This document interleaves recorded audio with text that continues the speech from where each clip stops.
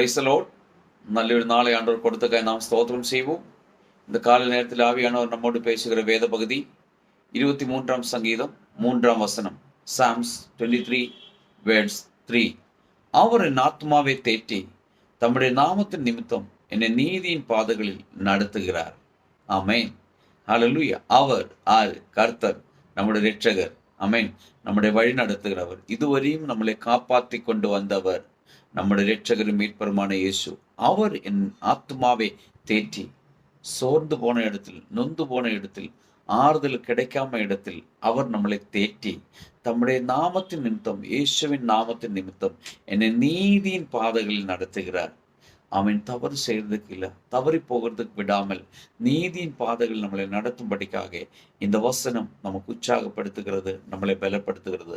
இன்னைக்கு இந்த வசனம் தியானிச்சு நாம் ஜெயிப்போம். நிச்சயமாயிட்டு கர்த்தர் வாசல்களை திறப்பார்.